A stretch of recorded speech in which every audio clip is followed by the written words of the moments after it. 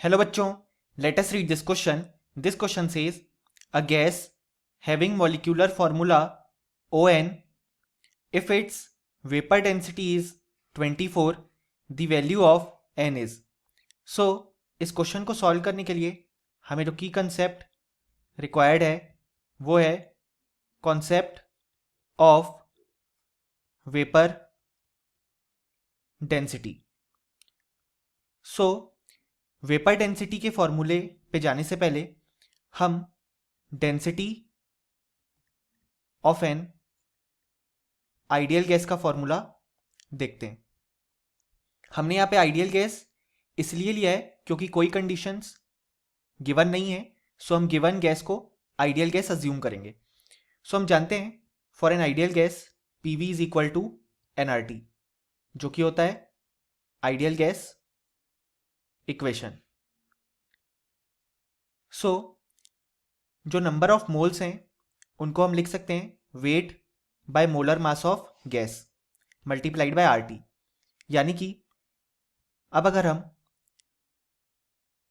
इस molar mass को इस तरफ सब्सटीट्यूट करें तो वो हो जाएगा P M is equal to W by V R T.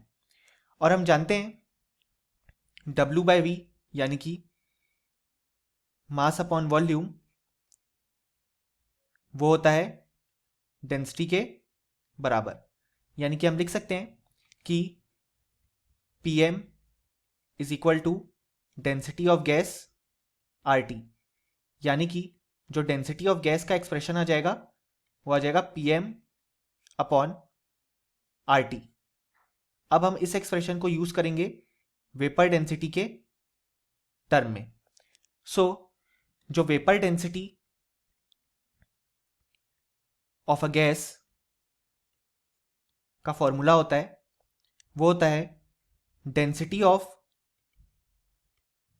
Given gas जो कि हमारे पास है upon density of hydrogen at same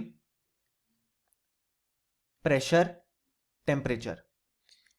so अब अगर हम डेंसिटी ऑफ गैस का फॉर्मूला लिखें तो वो हो जाएगा P molecular mass of gas upon RT upon P molecular mass of hydrogen upon RT. यहाँ पे हमने P और T को सेम इसलिए रखा है क्योंकि हमने ऑलरेडी मेंशन कर दिया है कि जो वेपर डेंसिटी होती है उसको हम सेम प्रेशर और टेम्परेचर में मेजर करते हैं. सो हम लिख सकते हैं कि vapour density is equal to this term. अब हम यहाँ पे प्रेशर R टेम्परेचर को दोनों टर्म से कैंसिल कर सकते हैं. यानी कि हम लिख सकते हैं वेपर डेंसिटी या VD is equal to molecular mass of gas upon molecular mass of H2. और हम जानते हैं मॉलिक्यूलर मास ऑफ H2 हो जाएगा 2.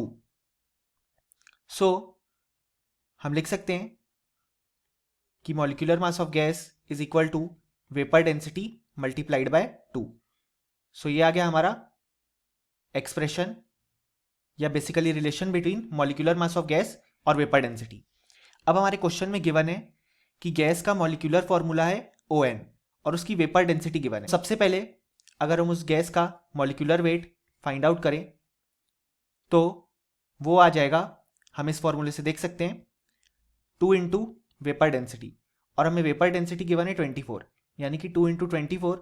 सो जो मॉलिक्यूलर वेट है गैस का वो है 48. सो हमारे पास जो गैस गिवन है वो है ON.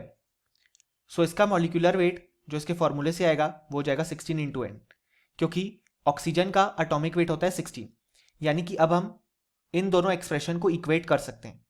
So 16 into N is equal to हो जाएगा 48. यानी कि N is equal to 48 upon 16, जिसको सॉल्व करने के बाद हमारी N की वैल्यू आ जाएगी 3.